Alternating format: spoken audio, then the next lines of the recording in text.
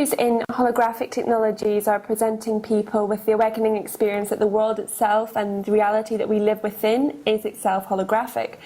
So if reality is a holographic construction, who is designing it consciously, and how does this impact the living reality of our world? I love this question.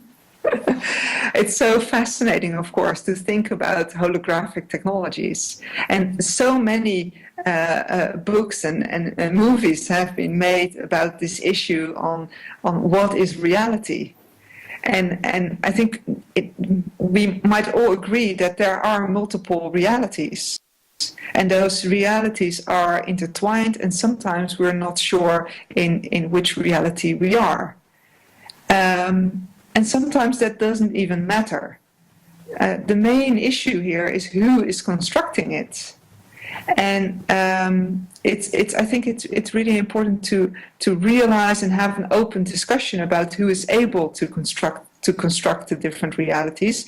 So does everyone have the agency to construct, to reconstruct, to recreate, and to understand which reality is most important, and so to have an open discourse about it. I think that's most important. Because yes, there will be situations in which we don't understand the different realities. So it's more about dealing with those complexities than always trying to tear them apart.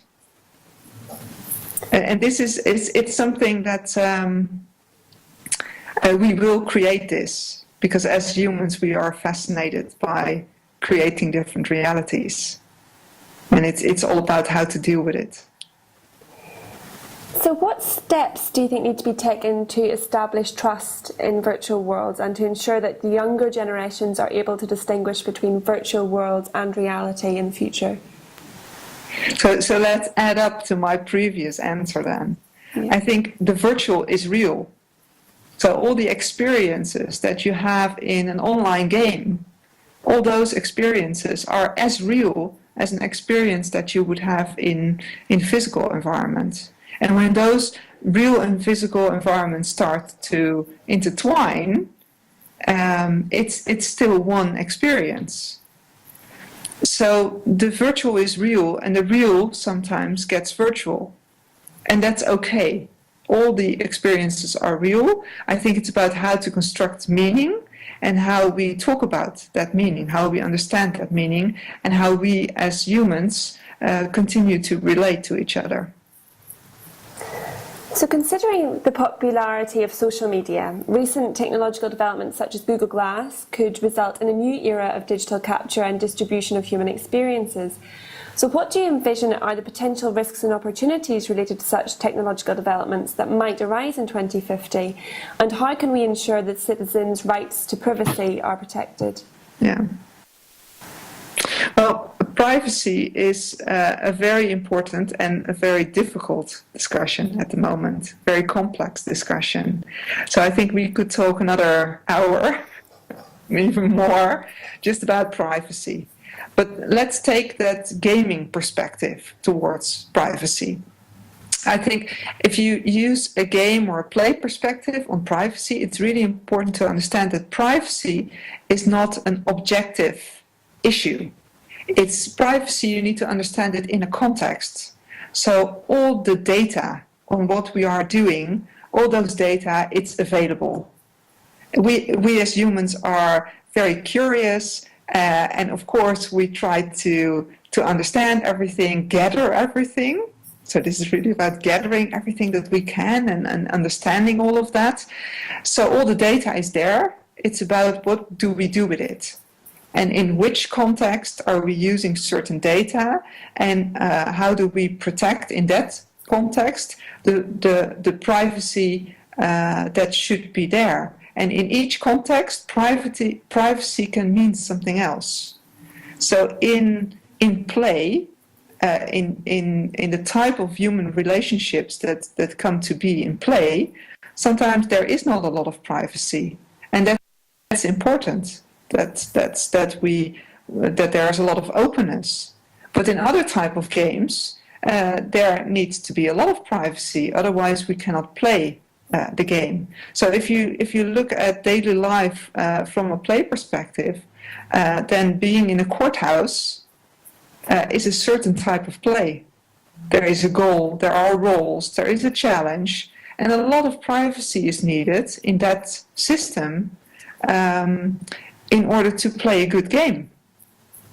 But if we play the love game, of course, it's completely different. So understanding context in relation to privacy and play, that might help us further.